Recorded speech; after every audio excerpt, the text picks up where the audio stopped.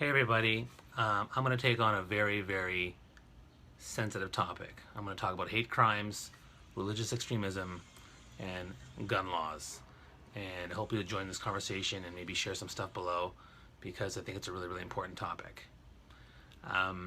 First off, the bigotry and hate crimes that we're talking about, as well as the religious extremism that we're seeing, as well as the gun laws that are at play in the U.S. as well as around the world, but let's focus on the U.S., these are not mutually exclusive events. These are things that are happening at the same time. They feed into each other. They're all correlated. So people are saying, well, it's only about hate crimes, or it's only about religious, or it's only about gun laws. That is actually not true. They all relate to one another, because if you are bigoted and you feel so much anger and hate that you're willing to actually do something in the name of your religion, you need access to guns, those all relate. They all relate. And for people who deny that, you are not helping the conversation. So that to me is something that frustrates me to no end. This mass tragedy in Orlando is devastating. It just keeps getting worse and worse. I thought the situation with Sandy Hook with the children would have been enough to incorporate some sort of change. Yes, Obama did some executive orders, but the gun lobbies made no changes, and it's just so frustrating. And this one is just so devastating, the biggest one in history.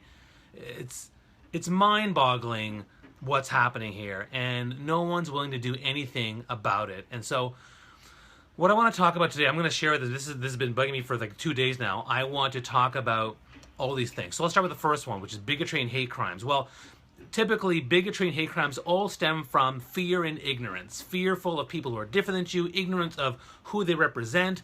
And it doesn't matter whether it's homophobia or sexism or racism or misogyny, whatever it might be. All these different types of hate and bigotry stem from fear and ignorance, which leads to hate, which leads to anger, which fuels you in such a way that you madly want to do something awful. And that's something we need to address. And the thing we have to understand is that these are deeply, deeply embedded biases, whether it starts from your family telling you to do these things, or with your friends, or for society, or your echo chambers, your groups, but it's deeply embedded. It's very hard to change that. And the only way to change that is to have open conversations, to have more education, to have more diversity, to have people really, really talking about this in very profound ways. And one of the big things I'll tell most of my minority friends is that, you know, most of us who are in the minorities, we struggle too. And the fact that we struggled, we should support other people who are also struggling. These people are also struggling, and they need acceptance. It doesn't matter who they are, whether it's, based on your race, or based on your gender, or based on your orientation, or based on your lifestyle. You want to be a goth and play board games your whole life on a roller coaster? You know what? All power to you. As long as you don't, again, for the most part, these people don't affect one another. And I always tell people, let people live the way they want to live, as long as they're not hurting themselves or others. Same with us. We should be doing the same thing. So be mindful of the bigotry, hate crime needs to stop. The conversation has to happen. Let's talk about the second thing, religious extremism. I think that a lot of religions have a lot of great, wonderful, positive things about them, and I think that's great. But I think the biggest challenge is this extremism comes from people who are feeling. In other countries, they're feeling despair, they're feeling poverty, hopelessness, things like that, and that fuels that fire. But then even in developed countries and wealthy countries, it still goes back to the bigotry and hate thing. They either hate themselves, or they hate what they're doing, or they hate other people, and that anger fuels that extremist behavior. But at the same time, if we can't have an honest conversation about the root causes of extremism, we're not going to get anywhere in terms of addressing it. And I know that, I think that certain religions, they certainly have had the conversation for years, a very open conversation. Other ones have not. And we have to make sure we have open discussions, because there are clearly things, whether it's dogma or philosophy or examples or written things or unwritten things or things that are passed down, that people are using, literally, figuratively, or whatever, to act on. And even though we say we condemn their actions, and we should also condemn, any interpretation or what's going on, and have that conversation, because I think it's dangerous, and we're not going to get anywhere until we actually address those things. And now a third thing, and this is the one which really boggles my mind. Let's talk about gun control, because I said gun violence on Twitter, and people just started going after me. Well, it's not gun violence. Would you call it knife violence? Is it knife violence? You know what? It doesn't matter. It's violence with a gun, violence with a knife, whatever. The point to me is gun violence is far more dangerous than knife violence or fist violence or, rock violence or violence with a pencil. To me, gun violence is the biggest issue in violence in the U.S. And, first, and there's a few things that we can all agree on. Number one, people like Mateen, this guy, should not get access to guns so easily. Number one. Number two, can we all agree that no one should get AR-15 assault rifles? I mean, I get it. You want to protect your home. I get it. You want to go hunting, whatever people want to do. The people who want their guns, fine, I get that. But no one should have this stuff. No one should have access to this type of rifle. It's absolutely crazy. And then addressing the fears.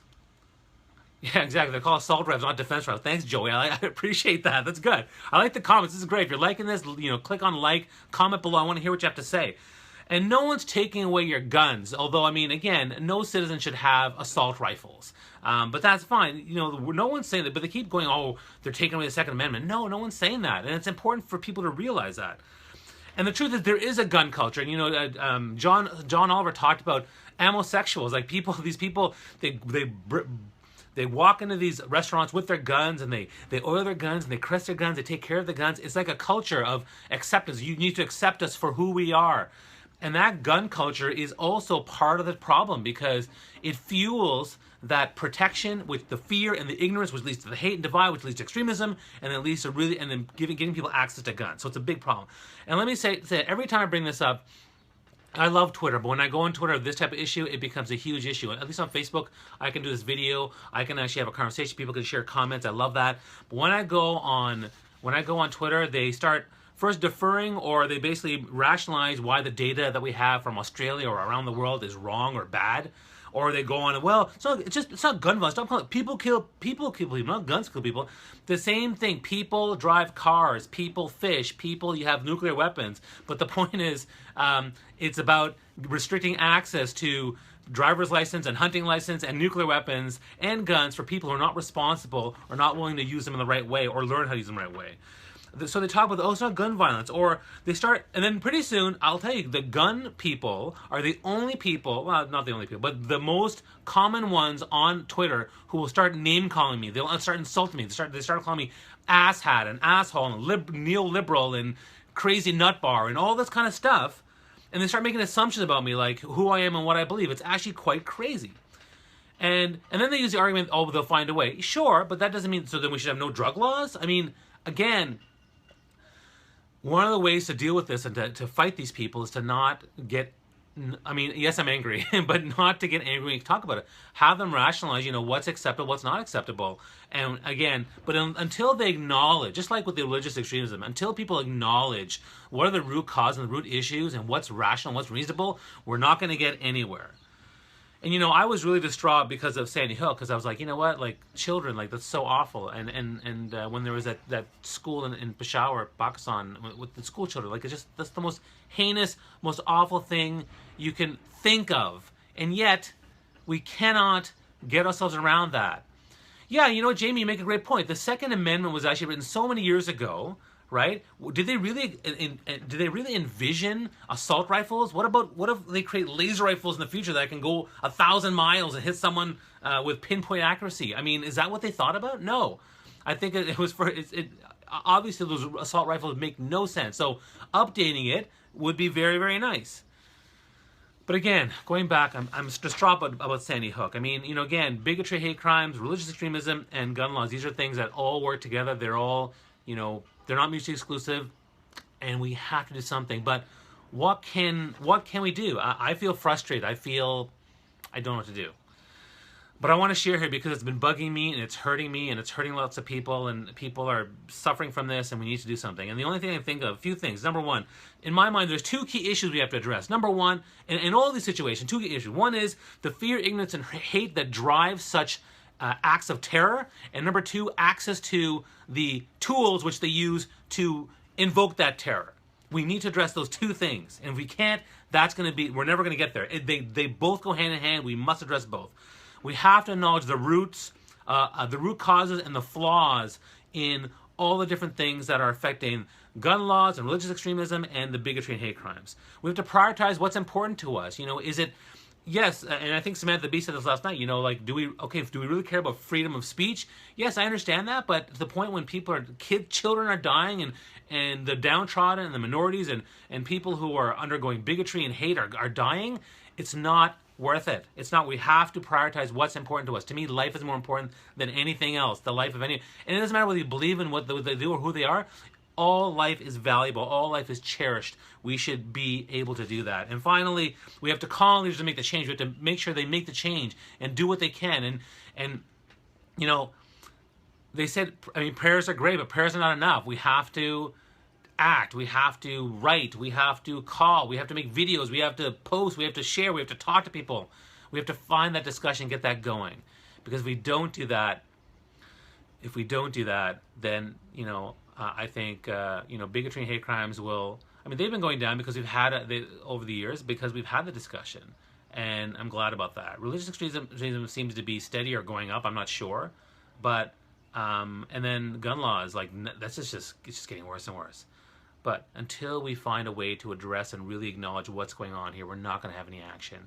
And until we don't have people acting on this and calling this stuff out and having those discussions, we're not going to be having any policy change. So I just want to share this. It's really been on my mind. I'm happy to talk about with anybody. You want to comment below, let's get engaged in discussion about any of these things. You want to talk about bigotry, hate crimes, you want to talk about religious extremism, you want to talk about gun laws.